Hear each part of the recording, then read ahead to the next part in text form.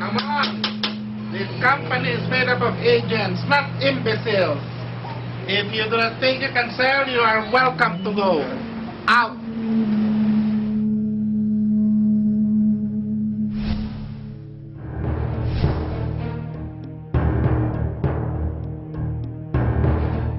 The WEDO that we see now, the WEDO that we are a part of, the WEDO that today celebrates the most joyous of festivities, has had its more than fair share of ups and downs and twists and turns. While Wedo Metro, the company, was incorporated in 2009, Wedo, the team, was actually organized far earlier. In July of 2004, the gelling process of present-day Wedo team began when James Quigley talked to Jomod Ferrer about setting up a call center. What began as SciTop Inc.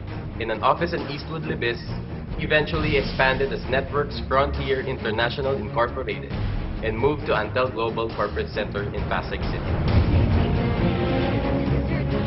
Hiring for the call center started in December of 2004. Training began in February 2005, and by the last week of the month, 36 trainees were formally turned over to operations, with B2B ISP as the anchor campaign. Before I joined NFI in 2004, I was actually working for a law office in Parañaque as legal aid/secretary.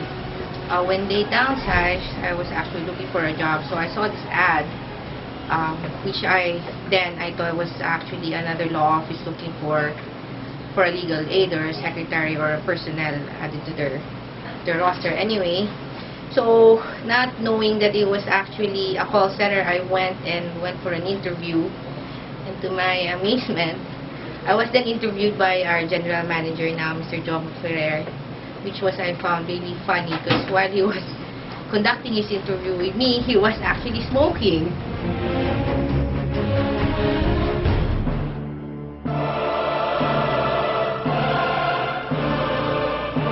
The original management duo of Quigley as President and Chief Executive Officer and Ferrer as Director for Human Resources and Corporate Administration was joined by Sky Simanya in August of 2005 in his capacity as Chief Technology Officer.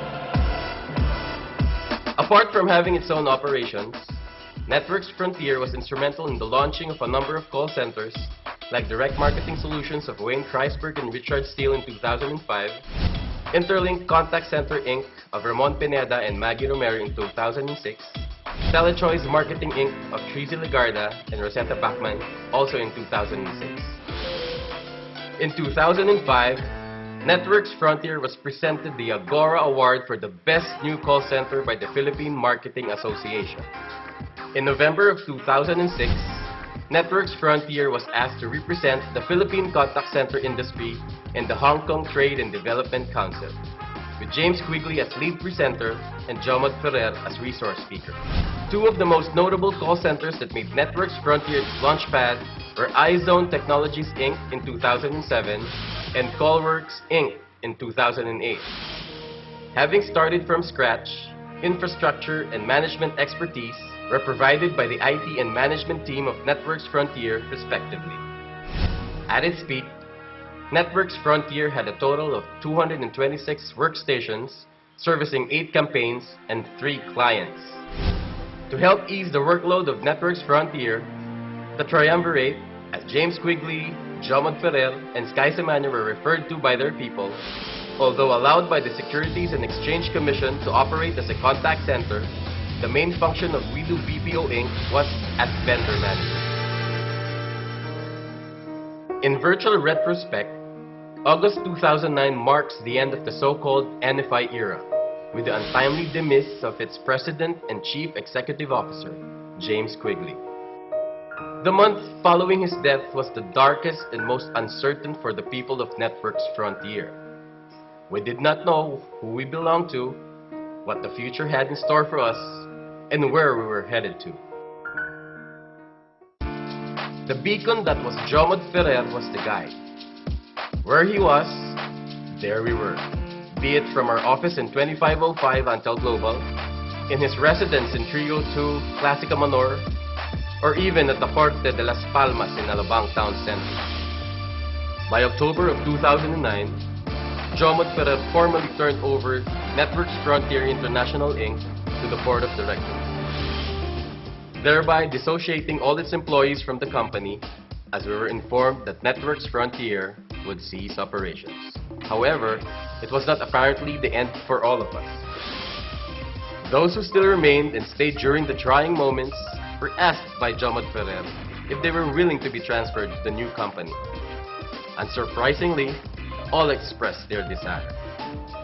Hence, the remainder of the management and employee pool of Networks Frontier were now taken by its new employer, Wedo Metro Philippines Corp. But still, not all was smooth sailing after. As we worked from our office in 2707, unexpected hurdles and unforeseen challenges had to be met head-on if we are to survive. Last August 2000 something, namatay si James. Akala ko it will be the end of the company.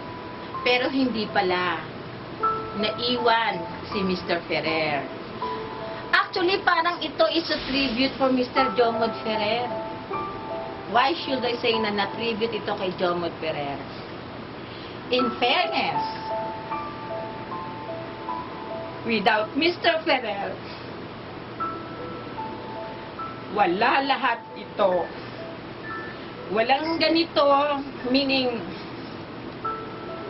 ako meron work. But the thing is, how many people are we na dumidepende sa kanya?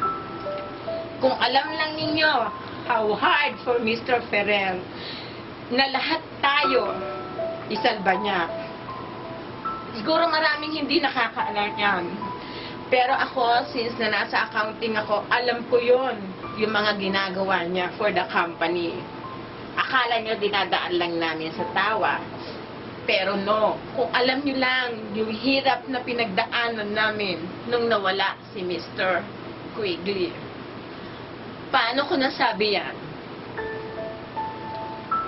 Those days na kailangan namin magpunta sa Batangas para lang humingi ng fundings.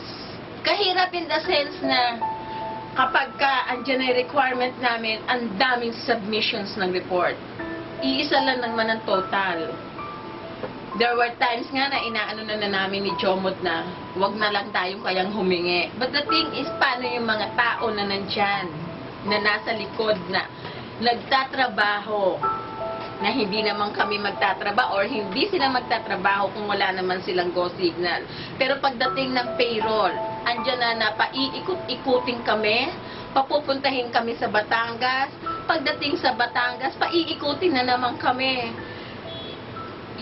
Yung pagod papunta doon, plus yung pabalik namin, na yung pera, personal money ni Mr. Ferrer ang ginagastos namin pang gasoline dahil bawal mag-reimburse. Yun, doon ko nakita kung gaano kamahal ni Mr. Ferrer ang mga taong naiwan from NFI down to Wedo Metro and now to Wedo BPO.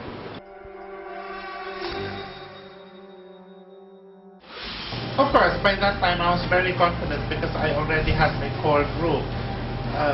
I had Chris Bidison for implementations and Kayo Ledesma for systems admin. And I invited Emmy Tadique to join us full-time. I made her handle finance. With that, we started off with Wedo Metro. What I want for Wedo Metro is to be a good center. A center that will meet the demands of its client while at the same time being profitable. I want the center that works as a family. I want the center that is in synergy with the rest of the industry. We do not know how, but Wedo Metro emerged stronger. It is now that we face the challenges and hurdles together.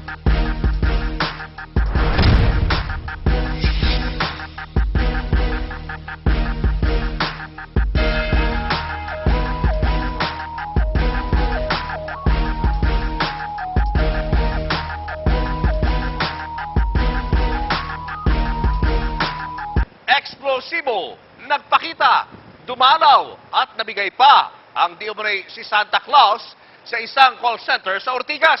Eksplosibo! Christmas party ng Wedo Metro namigay ng tulong para sa mga nasalanta ng bagyo. Expose, Christmas party ng Wedo Metro. Nako, ala Oscar Awards night pala. At yan ang mga istoryang dapat yung abangan ngayong gabi.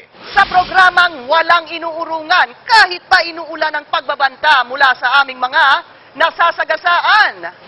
Ito ang eksklusibong expose.